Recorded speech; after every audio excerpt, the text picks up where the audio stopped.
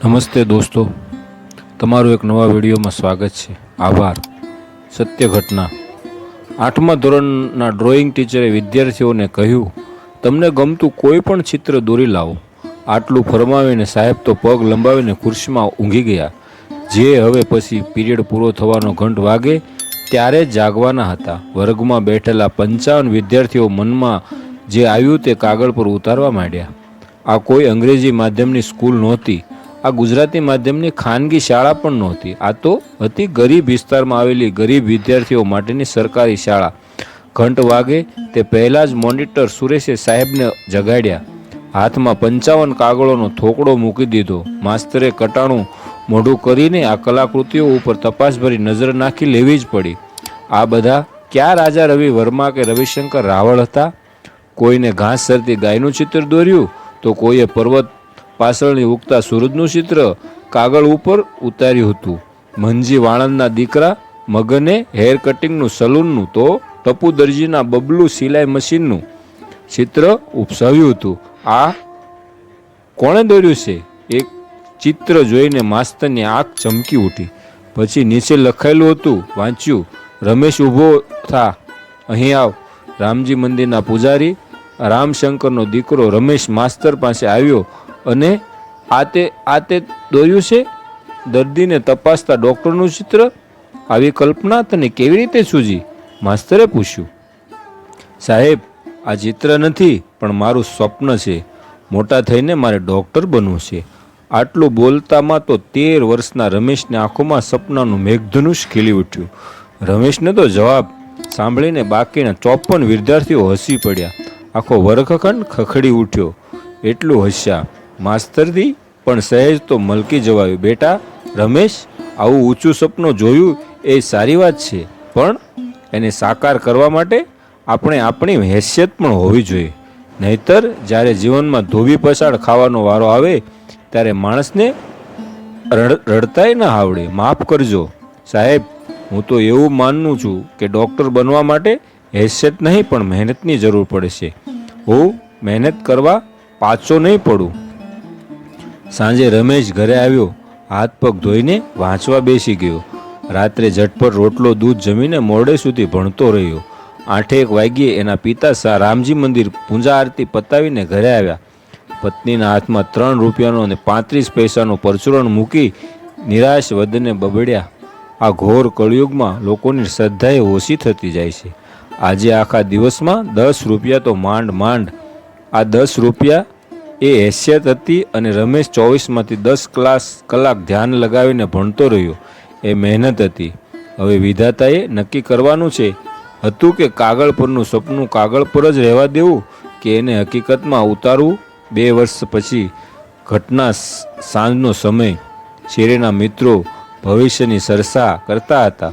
ઘોડાગાડી ચલાવતા ઇબ્રાહીમભાઈના ઇસ્માઇલે મનની ચલાંગ જાહેર કરી દીધી, હું તો મોટો થઈને ડ્રાઈવર બનીશ. ઘોડાગાડી કોણ ચલાવશે? ફૂટપાથ પર બેસીને બકાલો વેચતા મંગાના દીકરાએ મહેચાની પોટલી ખોલી નાખી, હું તો મોટો થઈને શાકની લારી ચલાવીશ. પાથરણું લઈને બેસતા મને તો શરમ આવે. અડધા કલાકની સરસાને છેલ્લો વારો રમેશનો, હું ડૉક્ટર બનવાનું ઈચ્છું છું, એણે કહ્યું. એ સાથે જ શેરી આંખે હસી પડી. કોક ટોણો માર્યો એવી ઈચ્છા રાખતા પહેલાં એ તો જોવું હતું કે તારા બાપ શું કરે છે. એ રાત્રે રામશંકર પૂજારીએ રડતા દીકરાને ચાનો રાખ્યો. બેટા, હિંમત ન હારીશ. જો દરેક દીકરો પોતાના બાપનો ધંધો જ નજર સામે રાખીને મોટો થતો હોય તો પછી આ દેશમાં બીજો ગાંધી, સરદાર કે વિવેકાનંદ પાકશે જ નહીં. તારે ડૉક્ટર બનવું છે તો તું બનીશ જ. મહેનત તું પણ કર, હું પણ કરીશ. રમેશ તનતોડ મહેનતમાં જોડાઈ ગયો. ગાઈડ, ટ્યુશન કે અન્ય સુવિધાઓ તો સદંતર અભાવ. પૈસાની ખેંચ. શાળાના શિક્ષકો, વિદ્યાર્થી મિત્રો અને શેરી મિત્રોએ બધા ઉપેક્ષા, ટીકા અને નફરત. આટલી બધી પ્રતિકૂળતાઓ વચ્ચે રમેશ દિવસ રાત એક કરીને સમયના ખેતરમાં ઉજાગરાનું હળ ફેરવતો હતો અને પરસેવાના વરસાદમાં અભ્યાસના બીજ વાવતો રહ્યો. બેટા, મારે તને કંઈક કહ્યું છે. એકવાર એની માએ ઢીલા ઢીલા અવાજમાં રમેશ આગળ મનની મૂંઝવણ રજૂ કરી.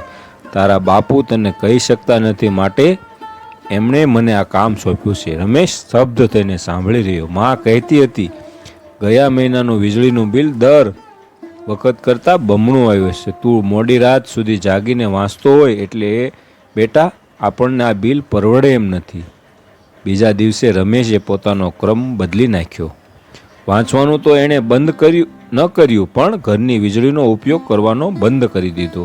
સાંજે વાળું પતાવીને તે ઘરમાંથી નીકળી જતો. ઢગલો એક પુસ્તક થેલીમાં ભરીને શેરીની ફૂટપાથ પર બેસી જતો. સ્ટ્રીટ લાઇટમાં અંજવાળામાં પોણી રાત સુધી તે વાંચ્યા કરતો. પડોશીઓથી આટલું પણ સહન ન થયું. જે થાંભલા પાસે બેસીને એ વાંચતો હતો એની પાસે મકાનમાં રહેતા જીવાભાઈએ સમી સાંજથી ત્યાં પાણી ઢોળવાનું શરૂ કરી દીધું.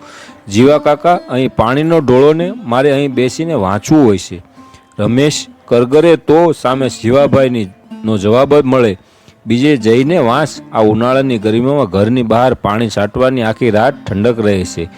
બીજો થાંભલો, બીજો દિવસ, બીજી ઠંડક. આમ કરતાં કરતાં રમેશ છેક બીજી શેરી સુધી ધકેલાતો ગયો, પણ આખરે એનું જનૂન રંગ લાવીને જ રહ્યું. 12મા ધોરણમાં કેન્દ્રમાં પ્રથમ ક્રમે પાસ થયો. એણે એક પણ રૂપિયાનું ડોનેશન ભર્યા વગર સરકારી મેડિકલ કોલેજમાં પ્રવેશ મળી ગયો. સપનાના બીજ વાવ્યા હતા એ ઉગવાના શરૂ થયા. બસ હવે લણવાની ઋતુ આવે એની જ રાહ જોવાઈ રહી હતી. કઠોર પરિશ્રમ તો હજુએ કરવાનો જ હતો. વેકેશનમાં જ્યારે તે ઘરે આવતો ત્યારે પણ ભણવાનું ને વાંચવાનું તો ચાલુ જ હોય. પડોશીઓ મોટે મોટેથી રેડિયો વગાડી રમેશને ખલેલ પહોંચાડે, અને જો રમેશ વિનંતી કરે તો સામો જવાબ આપે, જોયો મોટો ડૉક્ટર થવાવાળો, કંઈક અમારા માટે તો ડૉક્ટર બનવાનો છે.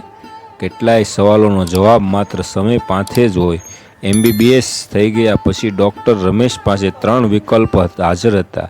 સરકારી નોકરી સ્વીકારી લેવી, આગળ ભણવું કે ઉચ્ચ ડિગ્રી મેળવી, અથવા કોઈ સારા વિસ્તારમાં ક્લિનિક ખોલી ધીકતી કમાણી શરૂ કરી દેવી.